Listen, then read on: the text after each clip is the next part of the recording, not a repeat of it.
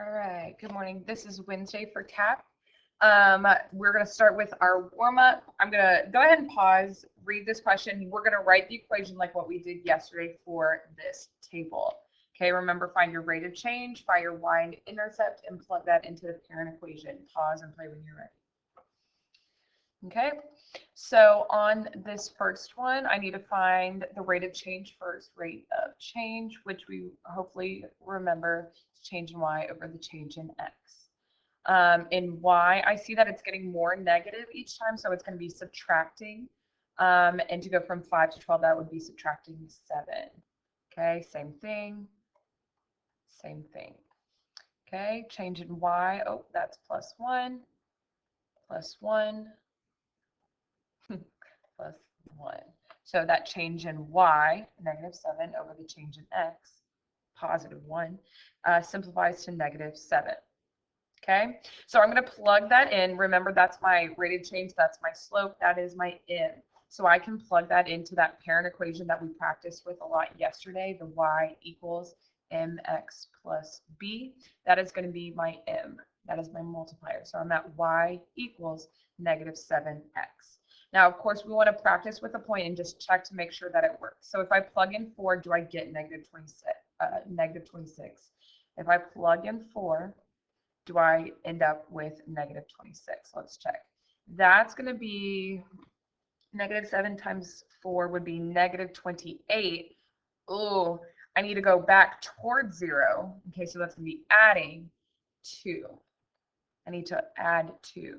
So in my equation, it should be plus 2. But again, I don't just walk away. I want to check with a different point. So let's plug in 1 and see if I get a negative 5. Okay, so negative 7 times 1 plus 2. That's going to be negative 7 plus 2. Those signs are different. I have more negatives. How many more? Negative 5. Okay, so my whole equation for this, again, is y equals negative 7x, that was my slope, plus 2, because I needed to add 2 to get there. All right, moving on. You should have gotten your test review. If you're in person, you'll need to fix this on your paper copy. Online, it's already fixed and aware, but that your test review is available today. So please make sure you get started on that. But face-to-face kids, please make sure you've made those edits on question number 3. Okay, that review is due next Monday at 11:59.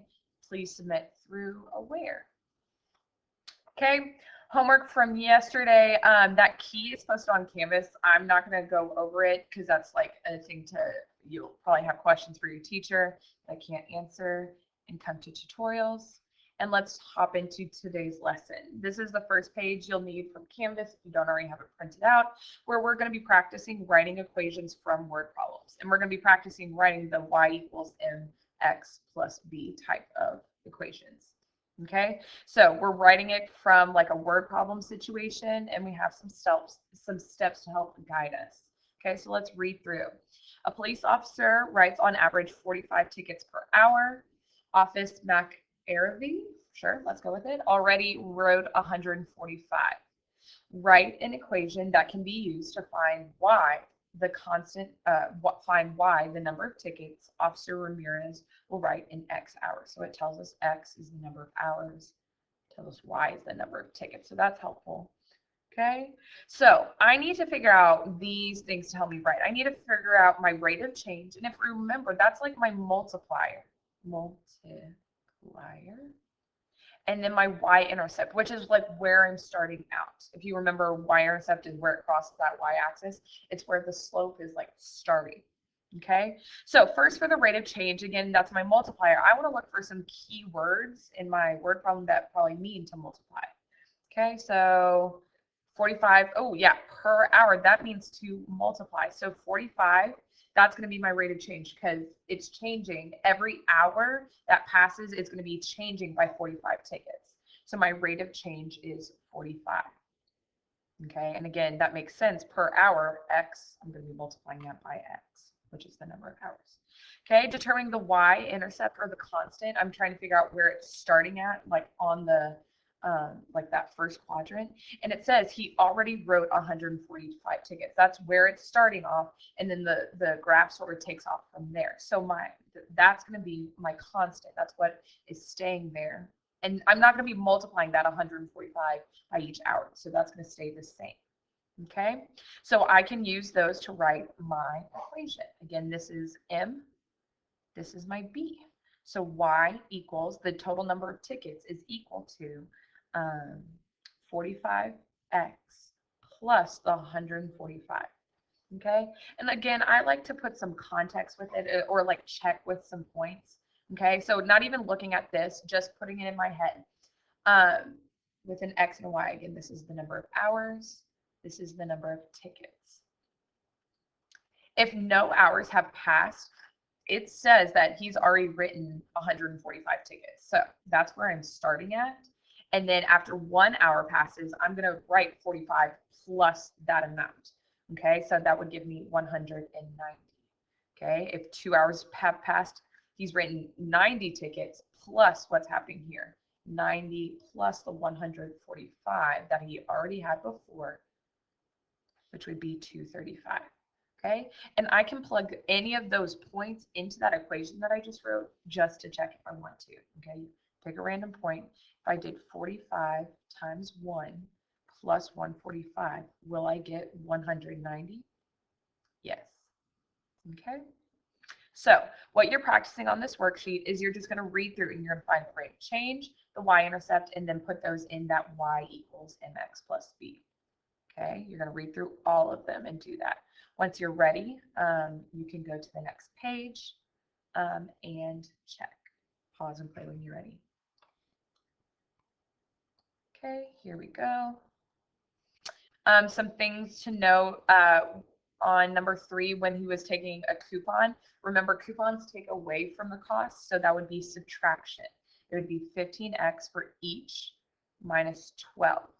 Okay, make a special note. If you wrote your equation this way, this would be wrong. It would be considered wrong because you have to think about like the real world context. If you took $15, you don't take 15 away from the $12 coupon. Okay, that's going to give you like negative values. It's not going to make sense. You have to put your starting cost and you take your coupon away from that cost. Okay, scrolling. Similar things on number 5. If you wrote it, if you switch those two, it's considered wrong because you're starting with this much in your bank and then you're taking that away each month. You don't take away the $657 from the monthly payments. That would give you, again, negative values. Same thing here. It needs to be in this order. Okay. All right. So next is sort of a fun activity, and hopefully you can do this on your own. I don't know how well this is going to work on your own. This is sort of more of a class activity, but try it out. Okay. We are going to be doing a Mad Lib. So if you have the paper printed out that says Mad Libs, grab that. If not, open it up on your thing. Okay. If you've ever done a Mad Lib, it's like one of those things where you enter words, and so it's broken down for each problem, like number 1, 2, 3, 4, 5, 6. But if you have it printed out and you're watching this online, like asynchronously, you can just fill it in. You don't have to go with a smart. But I'll do the first example with you. Okay, so for number 1, I need a small animal, like I need a type of small animal, a noun, a type of candy, and then the same small animal. So for example, and remember, we want to be funny, haha, we like fun. So I'm just going to put in whatever comes to my mind that is funny. A small animal, let's do a hedgehog. Hedgehog. A noun, let's do the Statue of Liberty.